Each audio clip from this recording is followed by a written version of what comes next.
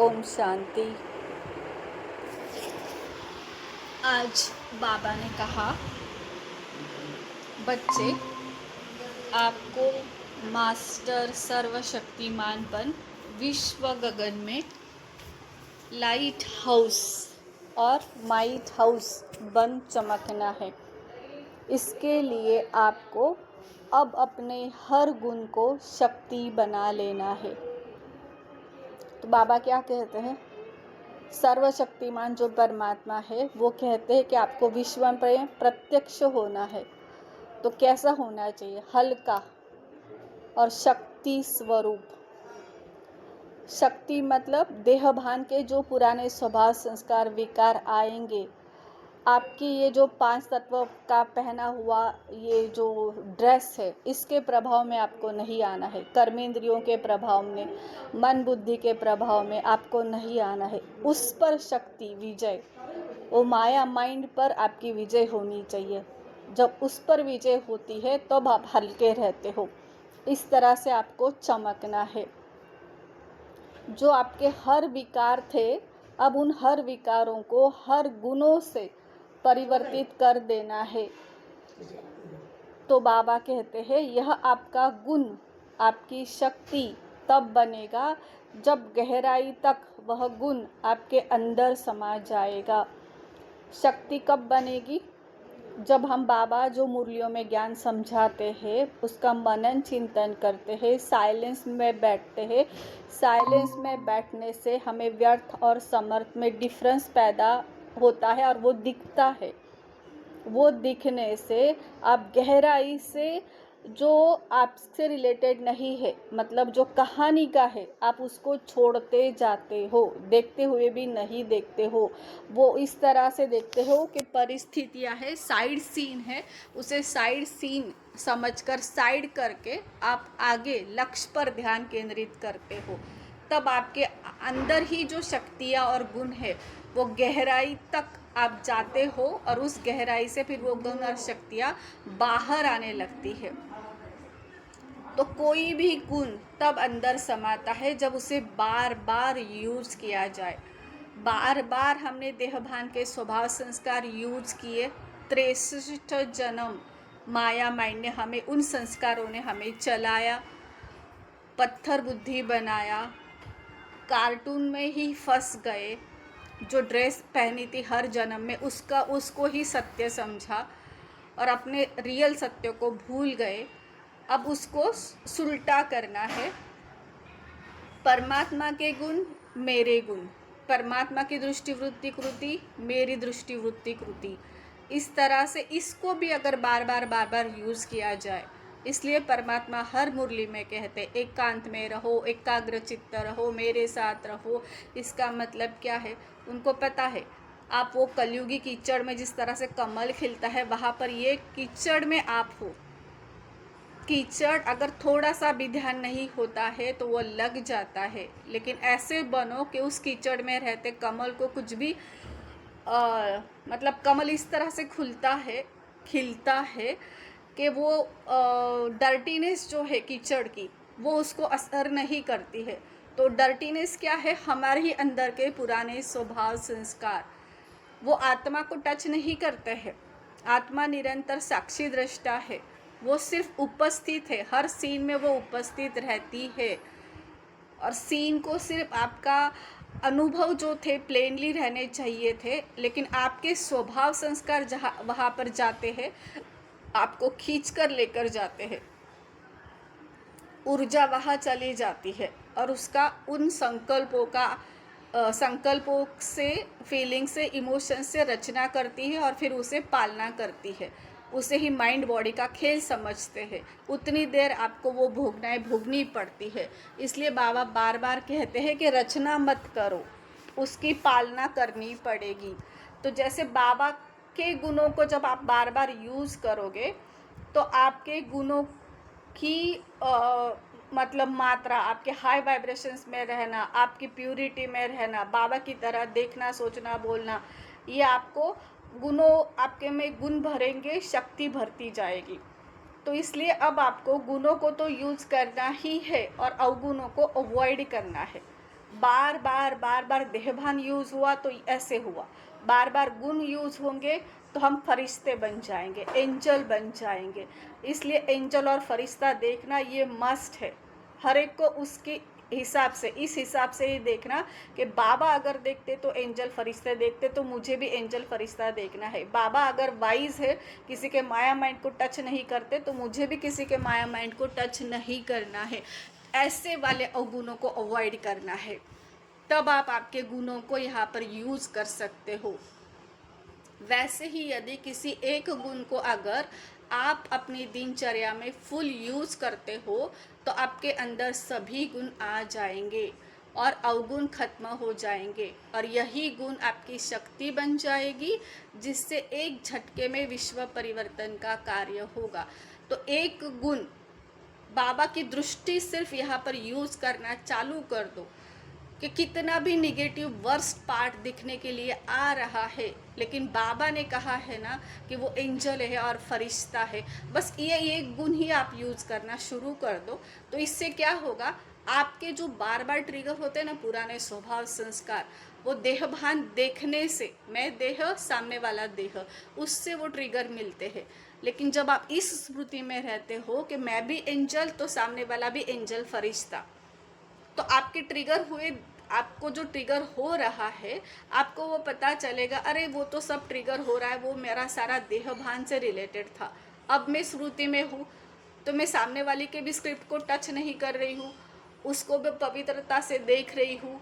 तो आप इसे फुल्ली तरीके से यूज़ करना शुरू कर दोगे तो जो आपके अवगुण है वो निकलते जाएंगे, और आप गुण, दृष्टि, वृत्ति, कृति, आप प्यूरिटी से भरते जाओगे, और सारे अवगुण यहाँ पर देखने आते हैं तो वो ख़त्म हो जाएंगे।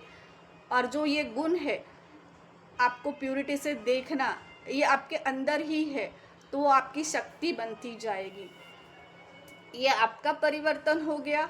आपका परिवर्तन ही मतलब आपने ये जो 5 तत्व का चोला पहना है, ये प्रकृति है, इस पर आपने विजय पा ली।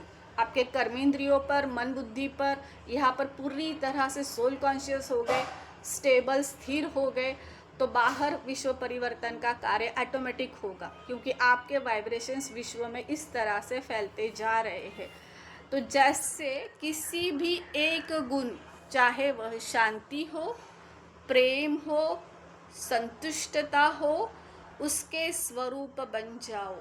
तो कौन सा भी एक गुण उठाना, कल 24 आवर्स इस तरह से है, तो आज मैं एक शांति वाला गुण यूज़ करना चाहती हूँ। पूरे दिन में पार्ट में चाहे अशांति है, मेरे बैक ऑफ द माइंड में अशांति वाली सोच आती है, लेकिन आज मैंने शांति वाला गुण यूज़ करना है, उसे ही कार्य व्यवहार में लाना है। शांति से देखना, शांति से बोलना, अशांति वाले सीन में भी अपनी शांति को नहीं खोना। इस तरह से एक एक गुण को अप्लाई करते जाओ, तो जैसे ही शांति, प्रेम, संतुष्टता, धीरे धीरे आप उसका स्वरूप बनते जाओगे। अर्थात हर पल उस गुण को स्मृति में रखो कि मैं एक शांत स्वरूप आत्मा हूँ। जितना आप उस गुण को धारण करते जाओगे उतना ही अवगुणों का विनाश हो जाएगा। शांति है तो अशांति गायब, क्रोध गायब, इरिटेशंस गायब, डिप्रेशन गायब, सोच जो बाहर के लेकर जाती है वो सब गायब। पूरी तरह से संतुष्ट हो, ये गुण अपने आप में आ रहा है। तो असंतुष्टता, पार्ट से कुछ चाहिए, बाहर के व्यक्तियों के बिहेवियर को देखकर, उनकी स्क्रिप्ट को देखकर जो हिलना होता है, संतुष्टता का गुण भरता जा रहा है तो आपको वो हिलाएगा नहीं, असंतुष्टता की तरफ लेकर नहीं जाएगा। प्रेम है पूरी तरह से, तो जिनका भी पार्ट कैसे भी खुल रहा है आप अनकंडीशनल लव करोगे, किसी के पार्ट को जज नहीं करोगे, क्रिटिसाइज नहीं करोगे, हर एक को परमात्मा जैसे देखता है उसी तरह से देखोगे। तो इससे क्या होगा, आप जितना आप उस गुणों को धारण करते जाओगे उतना ही अवगुणों का विनाश होता जाएगा और मास्टर गुणों के सागर बन जाओगे। जैसे ही गुण आपके अंदर भरते जाएंगे आप परमात्मा के तरह मास्टर गुणों के सागर बन जाओगे। जैसे सागर ऊपर से तो बिल्कुल शांत होता है और अंदर से खजानों से भरपूर होता है, आप भी पूरी तरह से शांत स्टेबल होते जाओगे। और जो आप बाहर भरपूरता ढूंढ रहे थे, लिटरली वो हमारे ही अंदर है। वो आपके अंदर के खजानों आपको वो प्रतीत होंगे और फिर आप उसी खजानों से भरपूरता आपको मिलेगी, फील होगी। तो अब जो असंतुष्टता का आपका जो नेचर है वो भी वहाँ ख़त्म हो जाएगा। आप अपने आप में ही संपूर्ण फील करने लगोगे, संतुष्ट फील करने लगोगे। बस बच्चे, आपको पुरुषार्थ करना है। अभी किसी गुण का स्वरूप बन जाओ और अभी कभी किसी गुण का स्वरूप बन जाओ। कभी किस गुण का, कभी किसी गुण का स्वरूप बनना है। और बाप का तो आप बच्चों को फुल सहयोग है ही, परंतु करना आप बच्चों को ही है। बाबा का हमें फुल सहयोग है। बाबा आगे चलकर साक्षी बन जाएंगे। अभी जितना हम उनको यूज कर सकते हैं, उनका साथ ले सकते हैं, हायर सोर्स से जुड़ सकते हैं, तो उनके सारे गुण हमारे अंदर आते जाएंगे। उनकी सारी शक्तियाँ उनके फुल सहयोग से हमारे अंदर आती जाएगी। आत्मा भरपूरता में अनुभव करने लगेगी। परंतु बाबा कहते हैं कि आपको ही करना पड़ेगा, क्योंकि हिम्मत का कदम हम ही कुछ नहीं करेंगे तो बाबा क्या करेगा। बाबा हमें कुछ करने के लिए कह रहा है, मतलब हमारा भाग्य बनाना है ना। तो पहले हमें चलकर जाना पड़ेगा, फिर जाके परमात्मा हमें सहयोग देगा। जितना अटेंशन रखोगे उतनी ही सफलता मिलेगी। जितना अटेंशन रखोगे, मतलब क्या अटेंशन रखना, मतलब क्या जागृति में रहना। क्या मैं पूरे दिन भर में देहभान में मैं कितनी रही, या मैं आत्मिक स्थिति में कितनी रही। आज देहभान में मैं 2-3 बार आई, तो कल मैं अटेंशन ज़्यादा रखूंगी कि मैं देहभान के संकल्पों को टच ना करूं। इस तरह से अवेयरनेस में रहना है। जब जितना अटेंशन आप बढ़ाते जाओगे उतनी आपको सफलता मिलेगी, उतना आप इस कलयुगी दुनिया से डिटैच होते जाओगे, खुद से डिटैच होते जाओगे। खुद की जो पर्सनालिटी है पुराने स्वभाव संस्कार से बनी हुई, वही आपके अंदर ड्रामा है। उससे जब आप डिटैच हो जाते हो, इस पर ही अटेंशन देते हो, तो आपको उतनी ही सफलता मिलती जाती है। फिर ही आप सफलता स्वरूप बन जाओगे। सफलता स्वरूप बनना है तो जैसे हम खुद की ही क्लींजिंग करें, खुद के ही गुणों अवगुणों को निकालकर गुणों की धारणा करें। तो इस तरह से अपने आप को ही देखना है। उसके लिए निरंतर अंतर्मुखता की अवस्था में रहना है। अगर किसी पुराने संस्कारवश कोई अवगुण आ भी जाए तो दिल शिकस्त नहीं होना है। कभी कभी पार्ट प्ले करते करते ऐसा हो भी जाता है कि हम बॉडी कॉन्शियस में चले जाते हैं। कहीं कहीं पुराने संस्कार को हम अपना कह लेते हैं, तो वो दिखता है, हो भी जाता है, लेकिन वहाँ पर भी दिल शिकस्त नहीं होना। वो भी बाबा को बोलना, इस तरह से हुआ बाबा, लेकिन ये भी आपको समर्पण। तो बाबा कहते हैं दिल शिकस्त नहीं होना है। फिर मन बुद्धि को बाप के पास ले जाओ और अपने ओरिजिनल गुण स्वरूप में स्थित हो जाओ। आप ये सब बाबा को समर्पण कर दो और बाबा में वापस आपकी तरह ओरिजिनल स्वरूप में स्थित हो गई। बस बच्चे, थकना मत, पुरुषार्थ करते रहो, क्योंकि पुरुषार्थ के बिना कोई प्राप्ति नहीं। बाबा कहते थको मत। ये आपने आप से लड़ाई, आंतरिक लड़ाई है, बाहर की लड़ाई नहीं है जो दिखती नहीं है। पूरा दिन हम अपने आप से ही लड़ते रहते हैं। वो बोलते हैं ना, ब्लैक माइंड भी अंदर है और वाइट माइंड भी अंदर है। सतो प्रधान अवस्था भी अंदर है और तमो प्रधान अवस्था भी अंदर है। बीच बीच में रजो प्रधान आती है। तो पूरा दिन यही हमारे साथ खेल चल रहा है। इसलिए थकना मत।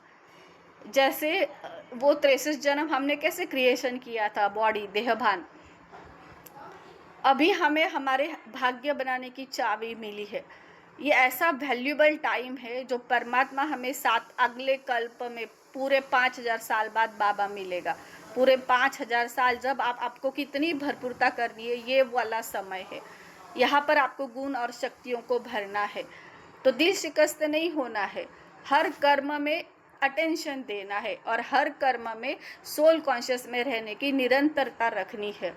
तो इस तरह से पुरुषार्थ करो, थको मत।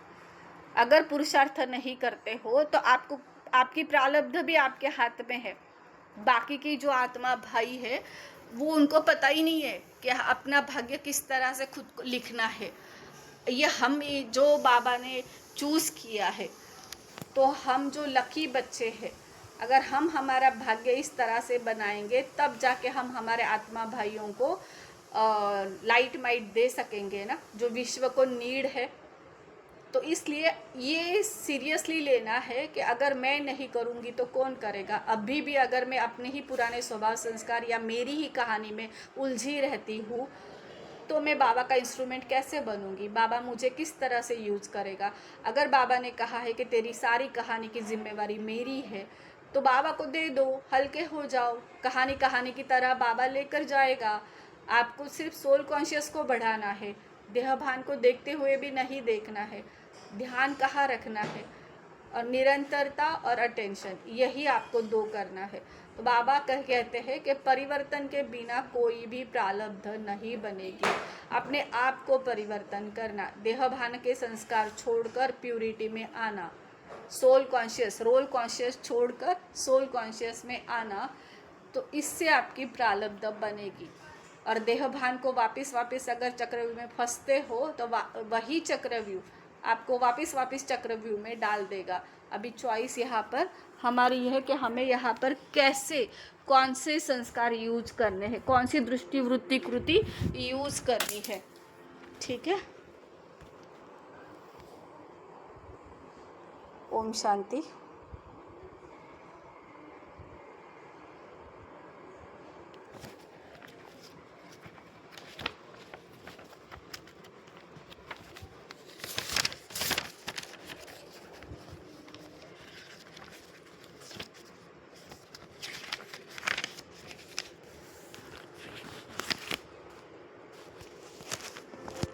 सांसारिक सुख जो है वो इंद्रियों का, देहभान से रिलेटेड है, इसलिए वो क्षणिक है।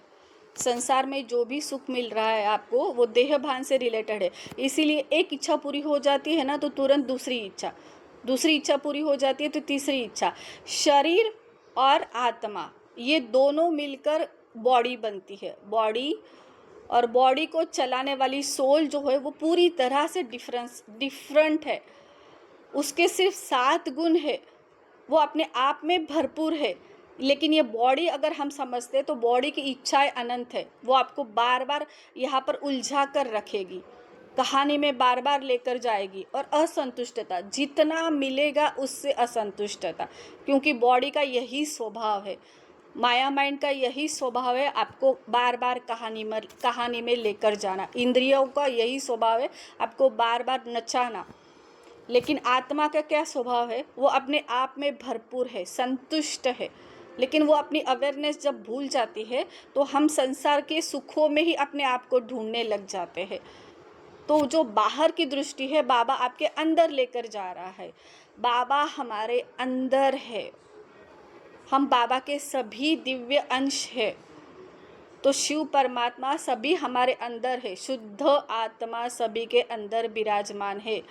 लेकिन हम क्या करते हैं, इंद्रियों को मोस्ट इम्पॉर्टेंट वो समझते हैं। ये जो पहनी हुई ड्रेस है ना, इससे रिलेटेड कहानी जो है उसको मोस्ट इम्पॉर्टेंट देते हैं और अपने आप के सत्य को भूल जाते हैं। लेकिन सेटिस्फैक्शन आपको कितना भी आप पूरी तरह से करो, ये जो भौतिकता है ये आपको कभी भी सेटिस्फैक्शन नहीं दे सकती, क्योंकि आत्मा को इसमें से कुछ भी नहीं चाहिए। तो ये जब समझ लिया ना, उसने ही परमात्मा को जिसने समझ लिया उसे सब कुछ समझ में आ गया। तो वो हमेशा डिटैच रहेगा, कहानी से कोई भी असंतुष्टता का स्वभाव संस्कार वो यूज नहीं करेगा, संतुष्ट रहेगा, कहानी से वो कुछ भी नहीं चाहेगा। तो अंत में जो ये आप, इसलिए क्षणिक जो दुख है ना, ये संसार का सुख जो आपको लगता है, लेकिन ये अंत में दुख में परिवर्तित होता है, क्योंकि सारा कुछ कल्पना से रचा हुआ है। देखो अभी मैंने माँ के ऊंब में, गर्भ में धारण हुई आत्मा, हाँ सोल, जिसके लिए एक घर बन रहा था, उस घर में मैं एंटर हुई। जब मेरा जन्म हुआ तो मैं छोटा बच्चा थी, तो मुझे पता नहीं था कि आइडेंटिटी क्या होती है, किसको मम्मी पापा क्या क्या बोलना होता है।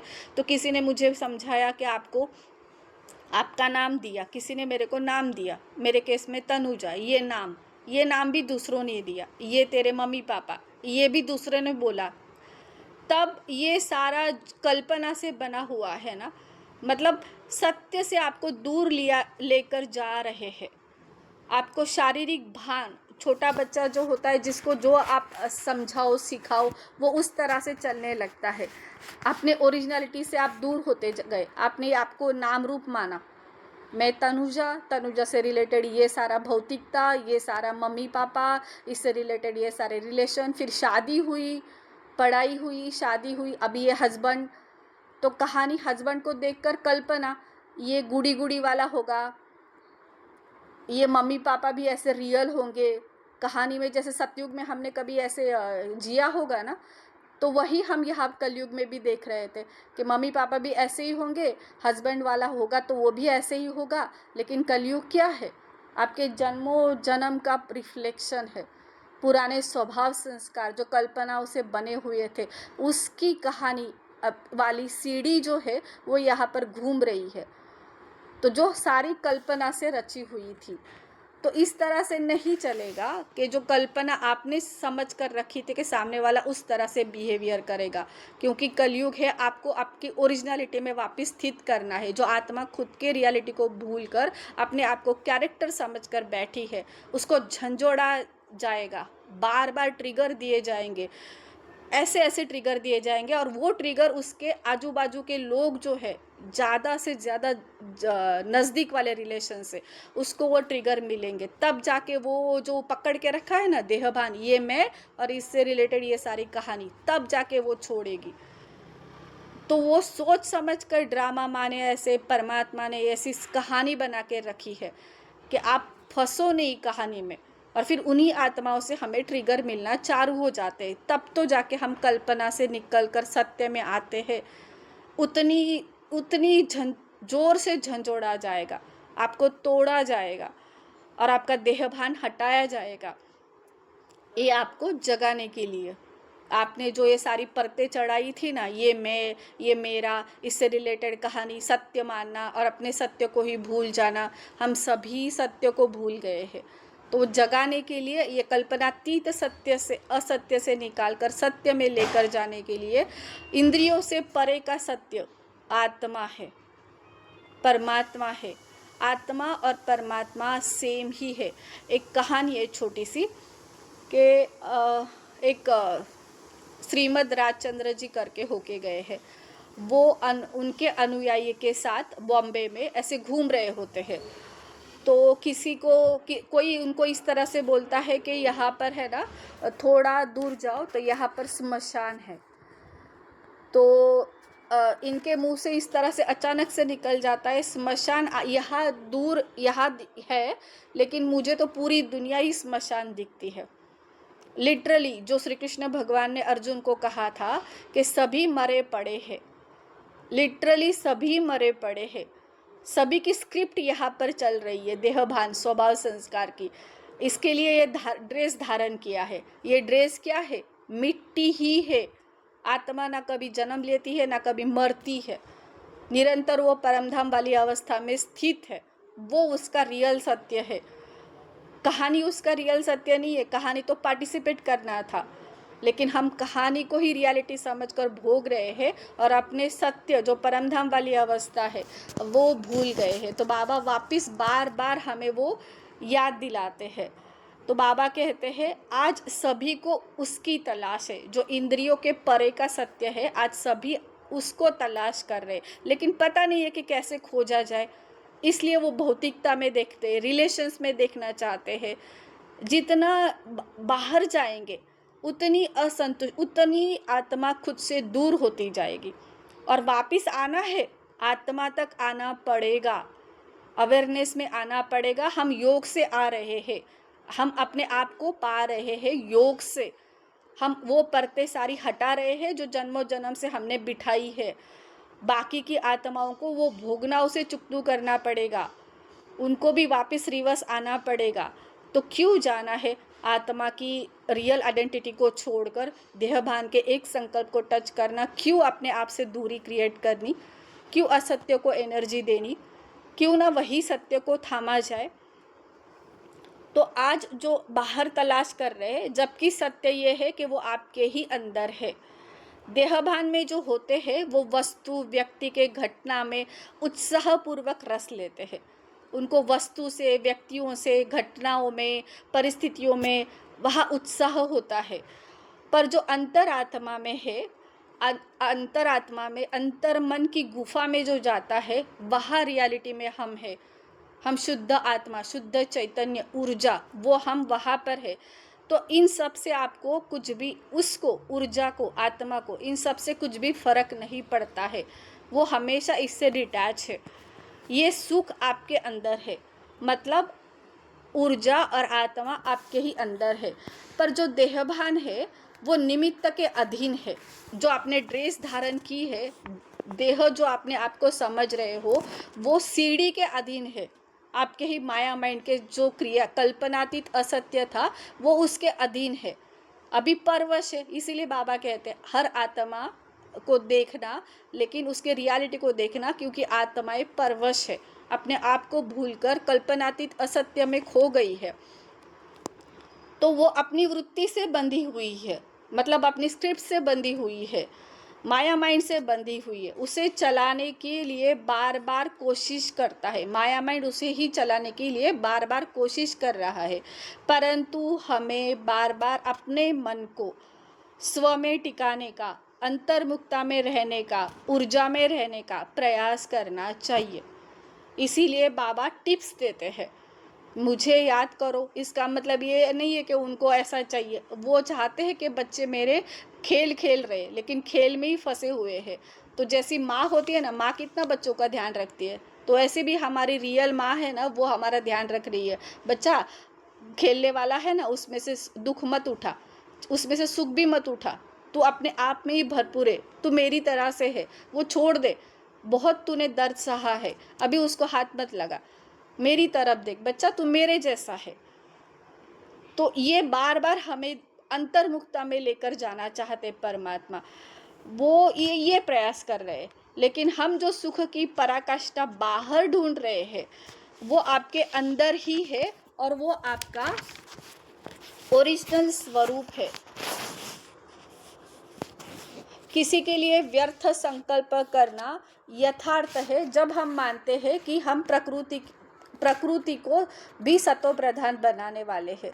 तो हम जो अगर किसी के लिए हमारे व्यर्थ संकल्प चलते हैं, किसी के पार्ट को देख कर, तो ये भी आपको व्यर्थ को समर्थ में लेकर जाना है। इसके लिए बाबा ने हमें एक युक्ति बताई है कि उसको देखते हुए भी नहीं देखना, लक्ष्य पर ध्यान केंद्रित करना। इसके लिए उनको एंजल और फरिश्ता देखना, वो परवश है, लेकिन वो सत्य नहीं जानती है। आप सत्य जानते हो, तो आप आपको सतो प्रधान करना है ना। अगर आप उसके देहभान को देखोगे, उसके व्यर्थ को देखोगे, तो क्या उसके एब्जॉर्ब नहीं करोगे? उसका जो है वो आपके अंदर नहीं जाएगा। इसीलिए परमात्मा कहते हैं कि देखने की दृष्टि, वृत्ति, कृति मेरी तरह रखो, नहीं तो इन्फेक्शन लग जाएगी। तो सच्चा सेवाधारी जो होगा, वो अब सेवा, हम कैसे सेवा कर रहे हैं? परमात्मा हमें सेवाधारी बना रहे हैं ना, इंस्ट्रूमेंट, हम निमित्त बनकर सेवा कर रहे हैं, परमात्मा हमें चला रहे हैं। इस जो 5 तत्व का शरीर जो है, हम जैसे ज्ञान में आए तो हमारा नाम रूप वहीं पर ख़त्म हो गया। अब हमने ये सारा देह जो है, कर्मेंद्रियों को परमात्मा यहाँ पर यूज़ कर रहे हैं, लोन पर दिया हुआ है। तो जो सच्चा सेवाधारी होगा वो क्या करेगा? हर क्षण में श्रेष्ठ से श्रेष्ठ कर्म किस तरह से करूँ, हर क्षण में मेरा पुण्य का खाता किस तरह से बढ़े। जब मेरा पुण्य का खाता बढ़ाना है, तो मुझे सामने वाले का व्यर्थ अगर दिख रहा है, तो मुझे तमोप्रधानता में नहीं आना है, मेरी सतोप्रधान वृत्ति को छोड़ना नहीं है, मतलब मिट्टी में पाँव नहीं रखना है।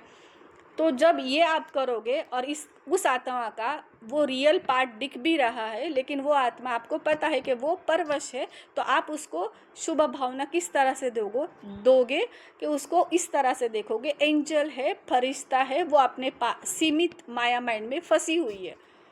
तो आप वहाँ पर आपकी सतोप्रधान अवस्था बनकर रह रही है, स्थिर रह रहे हो, अचल अडोल अवस्था में रह रहे हो, उसका इन्फेक्शन आपको नहीं लगा, आपका शुभ भावना शुभ कामना उसकी तरफ गया और आपने उसकी ओरिजिनलिटी को ही देखा, तो आपका यहाँ पुण्य का खाता बढ़ रहा है ना। क्यों उस चक्रव्यूह में बार बार फंसना है और इन्फेक्शन लगा कर लेनी है, जिससे फिर हमको ही साफ करना पड़ता है। तो बाबा कहते हैं कि यह तो है ही अंधा। हम ऐसे करते हैं ना कभी कभी, तो ये तो समझ भी नहीं पाएगा, मैं सब कुछ जानती हूँ, बाबा ने मुझे चुना है, मैं ज्ञान समझती हूँ, इसको तो कुछ भी समझ में नहीं आता। तो ये अंदर से आप जब इस तरह से आपके थॉट चलते हैं, ये सूक्ष्म घृणा है। तो हमें सूक्ष्म घृणा भी, ये वाला भी अगर किसी के लिए संकल्प होगा ना, तो इससे भी आप बंधन में रहोगे, बॉडी के बंधन में रहोगे, आप छूट नहीं पाओगे। पूरी तरह से अंतरात्मा से हल्का, पूरी तरह से प्यूरिटी होनी चाहिए, तब आप इस देह को ईजिली छोड़ पाओगे, नहीं तो इससे भी सफरिंग करनी पड़ेगी। और वो घृणा वाला आपको पाप बन रहा है ना, क्योंकि आप घृणा किसको होती है, जो देहभान में फंसा हुआ है उसको होती है। तो ये सूक्ष्म भावना भी निकाल देनी है। अभी गिरे हुए को गिराना नहीं है, उठाना है। वो गिरा हुआ है, उसको पता नहीं है किस तरह से उठाना है। कभी हम भी वहाँ पर थे, अभी हमने ये जाना, अभी समझा, जब समझा जाना तो किस तरह से वहाँ पर अप्लाई करना है। तो वो घृणा को भी किस तरह से देखना है, प्यार स्वरूप, अनकंडीशनल लव। भले बाउंड्री सेट करो, लेकिन उसके लिए चेक करो कि आपने घृणा भाव तो कहीं पर पकड़ कर नहीं रखा है ना, आपकी दृष्टिवृत्ति तो पवित्रता की है ना, क्योंकि अपवित्रता उसको हार्म नहीं कर रही है, आपको हार्म कर रही है।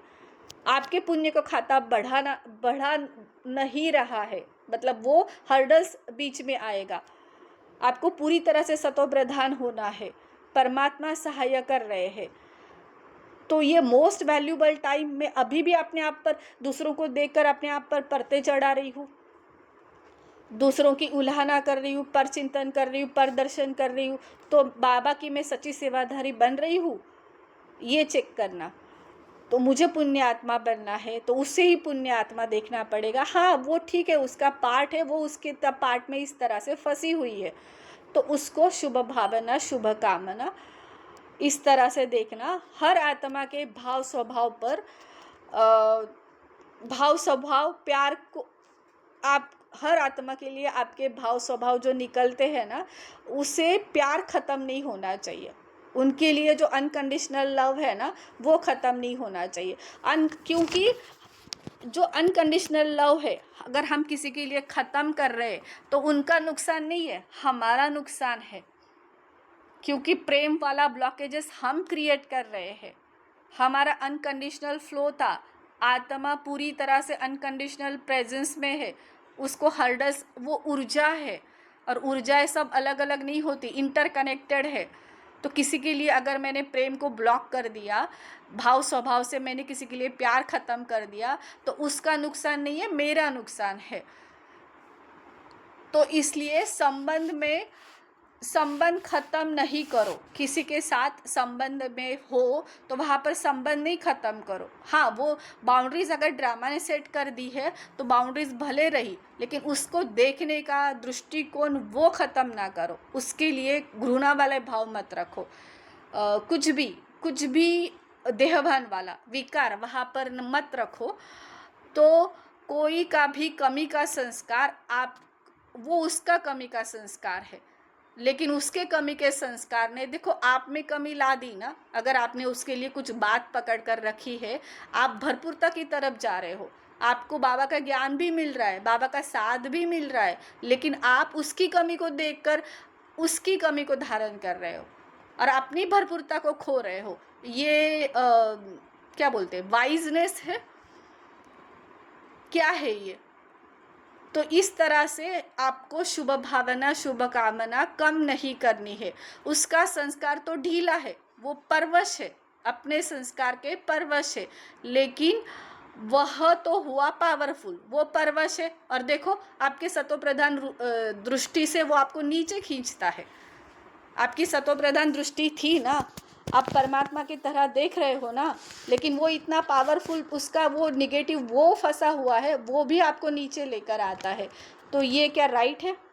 आपकी शुभ भावना, शुभ कामना को वो कम कर देता है, आपके प्यार को ब्लॉकेज में क्रिएट कर देता है, घृणा वाला भाव आपके अंदर डालता है। फिर परमात्मा शक्तिशाली होता है या वो आत्मा शक्तिशाली बनती है? ये चेकिंग पॉइंट है। या इसी तरह ब्रह्मा बाबा का एग्जाम्पल दिया है। यह ब्रह्मा बाबा ने तो इस तरह से नहीं देखा कि क्या नहीं देखा, उन्होंने ये नहीं देखा कि जिम्मेवारी ली है, हर आत्मा को उन्होंने प्यूरिटी से देखा, हर एक के लिए शुभ भावना, शुभ कामना रखी। और 3 शब्द जाते जाते भी, जो उनका देह लास्ट वाला कर्मातीत अवस्था को पहुंचना था, शरीर छोड़ना था, तो उनके 3 शब्द क्या रहे? आत्मा के सतो प्रधान दृष्टि से ही रहे, निराकारी, निर्विकारी, निरहंकारी। इस स्थिति में रहो और अव्यक्त बनो। अभी हम चेक करें कि हमने किस किस आत्मा के लिए क्या क्या पकड़ के रखा है। हम है निराकारी, निर्विकारी, निरहंकारी, या हमने किसी के लिए कुछ ना कुछ कहानी से रिलेटेड जो सत्य मानकर बैठे हैं, कल्पनातीत असत्य को सत्य मानकर बैठे हैं और अपनी ही सतो प्रधानता का नुकसान करके बैठ रहे हैं।